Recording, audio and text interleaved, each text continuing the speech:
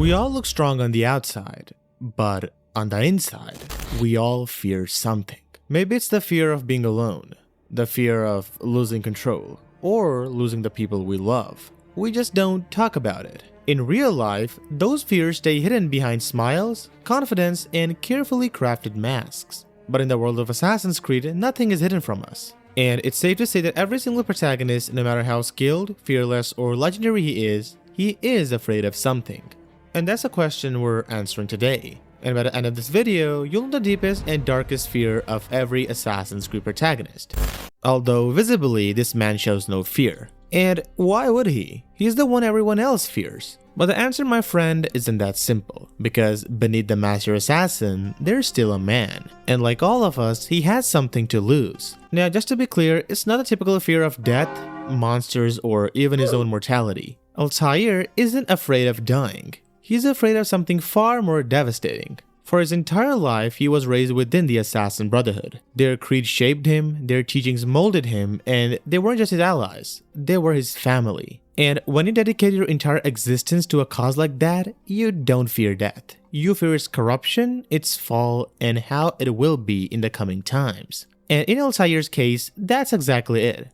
Many of you might say this is a reach, but hear me out. In Assassin's Creed Revelations, we see his most human side. We see the cost of his devotion. His loyalty to the Brotherhood didn't just define him, it consumed him. His obsession with keeping the Apple of Eden out of the wrong hands cost him his son, which led to his wife's death and later his own exile. He could have walked away, lived quietly, and died peacefully, but he didn't. He returned, he confronted the corruption within his own order, and killed a boss. Later, he rebuilt the Brotherhood from its broken state, and then he built a library not for glory or power, but to preserve knowledge, to protect the creed and to ensure the future would not repeat the past. And as a result, he chose to die with his cause. That's not just mere dedication, that's fear of losing everything you stand for. And for Altair, the greatest fear wasn't that. It was the Assassin Brotherhood falling into the wrong hands. But does anyone else have a fear greater than this? Let's see for ourselves. Now let's move to the far more human protagonist, Ezio. Unlike Altair, Ezio wasn't raised in discipline or doctrine. He wasn't forged inside the creed, he was a young Florentine noble who was rich, reckless, and charming. With money to spend, pride to show, and not much responsibility to carry. Life wasn't easy until it wasn't. Because in a single moment, everything changed. And yes, before you say it, of course, he feared for his family's safety. Who wouldn't? But that's not the fear we're talking about today. In Assassin's Creed Brotherhood, Ezio encounters the followers of Romulus. At first, this seemed like just another faction to eliminate, but as he explores the underground layers, things get darker. Twisted rituals, disturbing environments, and fanatic devotion that borders on madness. The game doesn't dive too deep into his internal reaction, but the novel does. And according to it, that experience shook him to his core. These weren't political enemies, they weren't soldiers, they were unhinged zealots operating in shadows and acting like something out of a nightmare. And for a time, Ezio was genuinely unsettled. He was traumatized and afraid of the dark. But just imagine, a master assassin and a little face of the franchise is scared of darkness? It sounds ironic, but it makes him real. Because beneath the hood, Ezio Auditore was still human. The darkness he once controlled suddenly felt unfamiliar, and while he eventually overcame it, this moment revealed something unexpected. His greatest fear wasn't just losing family, it was losing control in a world that could descend into madness at any time. And honestly, that makes him even more compelling.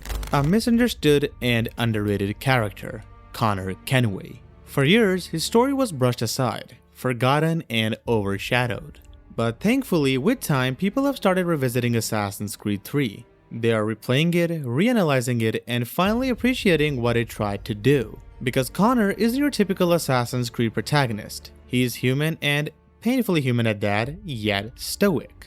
Cold on the surface, he rarely shows emotion, and that restraint makes people mistake him for being bland. But that quiet exterior makes you wonder, what is his deepest fear? Throughout the game, he witnesses things that would shake anyone, especially in a time when superstition outweighed logic. He sees the Headless Horseman and remains calm. He confronts myths, wars, betrayal, death, and barely flinches. That alone tells us something important. His fear isn't dramatic, it isn't theatrical like Ezio's, it isn't reactive like ours might be. It's deeper, logical, and almost Altair-like in its nature. Connor's greatest fear is failing to protect his people and, above all, ending up alone. And tragically, that's exactly what happens. By the end, he loses his mother, his father, his mentor, his friends, and his entire village. The very thing he fought for is now gone. And that might be one of the saddest conclusions any assassin has ever faced. Others confronted their fears and in some way managed to overcome them. Connor sadly didn't have that luxury. He fought relentlessly and believed in something greater, and he tried harder than most. But life doesn't always reward effort with happiness. He gets the most realistic ending in the franchise, the kind that feels painfully close to real life, and the kind where you win the war but lose everything that mattered. And that's why it hurts. Connor wasn't emotionless, he was carrying the weight of a world that kept taking from him. And that's what makes him unforgettable. Haytham, unlike the other characters here, is a Templar, and that alone changes everything. Templars are trained to be stoic and calculated, raised to make decisions that require balls, and Haytham had more than enough of that to rise to the rank of Grand Master.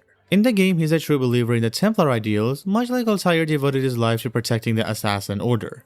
Haytham dedicates his entire existence to strengthening and expanding the Templar cause because for him, it isn't just power, it's purpose. And you've probably already guessed what I'm about to say. If not, the answer is right in front of you.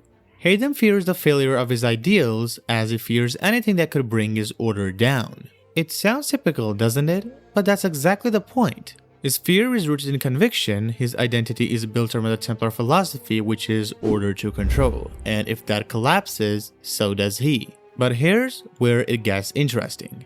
Haytham does show emotion, especially when it comes to his family, like his sister and his son Connor. In the novel Assassin's Creed Forsaken, which expands on the game's events in detail, we see that side of him more clearly. It's even suggested that he was the one who protected Connor when he was about to be hanged alongside Achilles.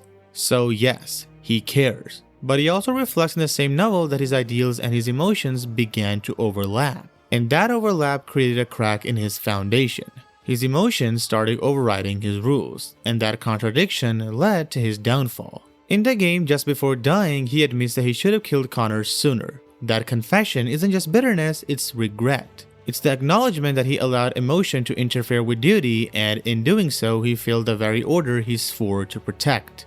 So Haytham wasn't a heartless barbarian, he wasn't incapable of love or attachment, and even if he showed it in small restrained ways, it was there. But his deepest fear wasn't death, it was failing the promises he made to himself, failing the order, failing the ideals that defined his entire existence. And in the end, that's exactly what happened.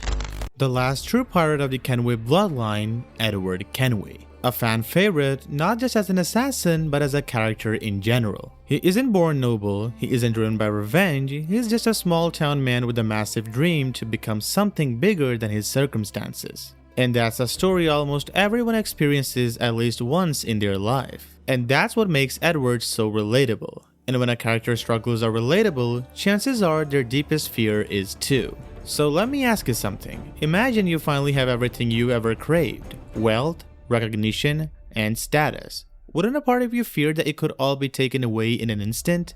Whether people admit it or not, almost everyone has felt that fear at least once. For Edward, that was it. His deepest fear wasn't death, it wasn't the sea swallowing him as a whole either. He feared ending up alone with nothing. He feared being a nobody, a failure, a man who chased dreams and achieved absolutely nothing. In other words, a scoundrel with empty pockets and no legacy to show for his efforts. There's a saying that we fear what we don't understand, and Edward never fully understood contentment. He did not understand that fulfillment isn't always measured in gold or glory, so he kept chasing more. More treasure, more reputation, and the observatory as his next big score. That fear pushed him to extremes. And by the time he realized the cost of that path, it had already taken almost everything he cared about. But here's the key. His darkest fear wasn't simply being alone. It was being alone and insignificant. Alone with empty hands, and alone with nothing to be proud of. In the end, yes, he succeeded, he grew and became more than just a pirate. But it came at a cost. And that cost is what makes his story beautiful and painfully human. Shay's life was never colorful to begin with. From childhood, he witnessed things that would shake anyone. Trauma wasn't something that entered his life later, it was always there. Those experiences didn't just harden him, they forced him to understand how brutal the world truly is. Before joining the Assassins and even after becoming one, his fears weren't all that defined. Maybe he feared betrayal, maybe he feared losing hope, and maybe he feared disappointing Liam. But none of those fears were truly dominant. Then came Lisbon. The Lisbon earthquake wasn't just a mission gone wrong, it was the turning point. The moment that shattered everything he believed in. The event that didn't just change his life, it set him on a path to dismantle the colonial brotherhood entirely. After that day, nothing was the same. And just like in real life, trauma creates a trigger, a haunting possibility that the same nightmare could happen again. That is what Shay feared. Not death or betrayal, he feared Lisbon repeating itself. He feared another city collapsing because of blind fate and another catastrophe caused by arrogance disguised as righteousness. You could call it fear or guilt because both apply here. That fear of guilt is what drove him to join the Templars. It's what pushed him to extreme lengths to hunt down the very brotherhood he once swore to protect. And to some degree, he wasn't entirely wrong. Yes, he killed former allies. Yes, innocent assassins died by his blade, but because of him, the assassins who came after understood something crucial. That obsession, greed, and reckless pursuit of power have consequences. Shay's fear wasn't selfish, it wasn't about personal loss either. It was about preventing another disaster, about protecting mankind from repeating the same mistake. And that's what makes him different. Different from the Assassins, different from the Templars. He didn't switch sides for powers. He switched sides because he cared. And that's what makes Shay Cormac one of the most tragically complex characters in the franchise.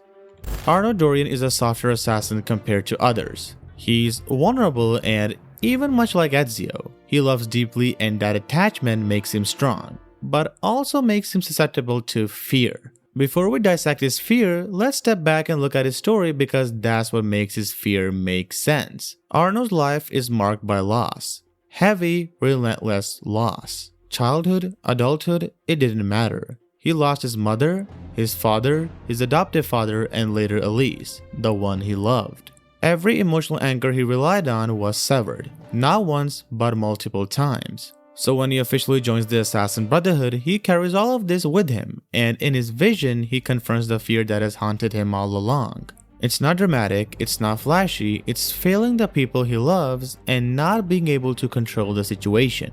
It might sound boring at first glance, but step into his shoes for a second. Wouldn't you develop that reflex too? The need to control outcomes, to prevent disaster because the last time you were not able to, everything fell apart. This fear isn't about losing someone, it's about regret. About seeing chaos unfold and blaming yourself for not acting. About fearing that one mistake, one hesitation that could lead to more pain or death. So Arno's deepest fear is not inaction, it's being powerless in moments where action matters and having to live with the consequences. Okay, this one's a different case because we're talking about two protagonists. And twins no less. So as always, we'll break them down individually to really understand what drives their fears. Starting with Evie, the elder twin. Evie is reserved, calculated, and thoughtful. She approaches situations carefully, especially those that could lead to destruction or harm. And being a woman also adds a layer of compassion, particularly for the people close to her. So, who does she have? Primarily her brother Jacob and later her husband Jayadip Mir or Henry Green, whichever you prefer. Even though the siblings clash and bicker throughout the story, Evie cares deeply for Jacob. This concern becomes especially clear in the Jack the Ripper DLC where her fear is heavily implied. She fears for his safety. She worries that one day his path will lead to his death, leaving her alone. And that right there is her deepest fear, of losing the one person who anchors her. Now, Jacob is almost the opposite. He is not emotional in the same way. Loneliness doesn't scare him, what he fears is far more aligned with his personality. Rules, restriction, and control. Jacob doesn't want to sit in the sidelines while things happen around him. He refuses to be caged. So, what's his deepest fear? It's losing control. Not being the one calling the shots, not doing what he believes is necessary to get the results. In short, he fears not being the main man. Now, let's jump into the big leagues and see what truly makes them shit their pants. I honestly think no other assassin comes close to portraying care and love the way Bayek does. He isn't over the top with emotion, he isn't cold and stoic like Connor or Haytham. He exists somewhere in between like all of us, and that's what makes him one of the most relatable and arguably one of the best. We all know Bayek's story well, especially if you follow our videos regularly. And because of his life experiences, it's easy to understand why he's so devoted to protecting the innocent and why he founded the Assassin Brotherhood in the first place. For those who don't know, he's basically practicing what we'd call a proactive mitigation in fancy language. He experienced the worst when he lost his son, and that loss drives him. He doesn't want anyone else to endure the same pain. So when we talk about his deepest fear, it becomes crystal clear. He fears failing his son. He fears letting loved ones down and fears that the same tragedy he endured could strike other children, fathers, families, and he wouldn't be able to stop it. This fear isn't abstract, it's actionable. It's what drives him to sacrifice everything, including his comfort, his peace, his own life to protect others. He lives by strict moral codes, centering his entire existence on the well-being of others. The game makes this beautifully clear in scenes with Khemu, in those quiet confessions in the white room where he reflects on his choices and validates his work. The crux? Bayek isn't doing this for glory. He isn't chasing fame or power, he's fighting to prevent his greatest fear from ever happening again. And that's what makes him so human, so relatable, and so unforgettable. Kassandra, the only woman in the series who could make anyone quit their NNN. And honestly, who could blame them? She is one of a kind. But jokes aside, what does someone like Kassandra fear? She is literally the kind of person who can take on anything and walk out on top. So, what could possibly scare her? The truth is, it's not that simple. On the outside, she's strong, bulky, almost godly. But inside, she isn't what she seems. That outward strength hides a heart that feels everything. Loss, loneliness, and the weight of the world. Take the responsibility of being the staff keeper. It's not just a title, it's a burden that forced her to say goodbye to her homeland. And not just her homeland, but every single person she ever cared about, including her own bloodline.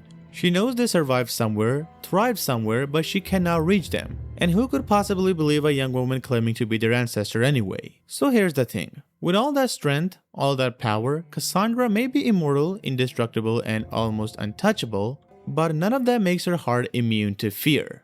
Her deepest fear is isolation, outliving everyone she ever cared about. Sure, she finds friends and allies along the way, but with time, with the knowledge of the responsibility she carries, she learns the cost of attachment. To love anyone is to risk losing them. To care is to open yourself to inevitable pain. It's not a choice, it's not an option, and that is one of the hardest truths anyone could ever face. Similar yet different from other characters in the RPG trilogy, she is constantly at a war within her own mind.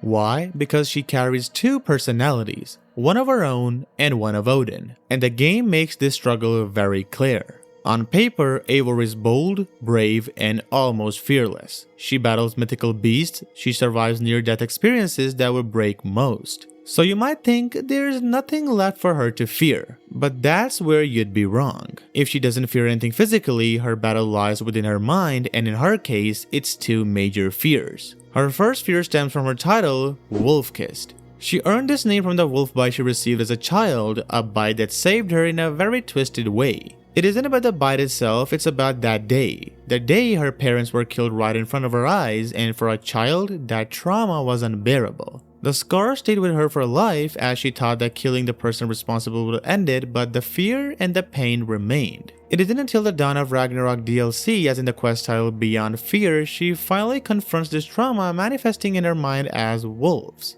This is how her psyche connects to that fateful day. Her second fear is tied to her other personality, Odin. The wolf bite didn't just earn her a title, it also kept her from total domination by Odin. She doesn't fear him outright, but she fears losing control. If Odin takes over, everything she has built, every choice, every moment of her life would no longer be hers. Her body, her mind, her agency are all gone. But Eivor faces both fears head on. She confronts her trauma, she maintains control, and in the end she emerges as a version of herself that is truly free, unrestricted, and whole.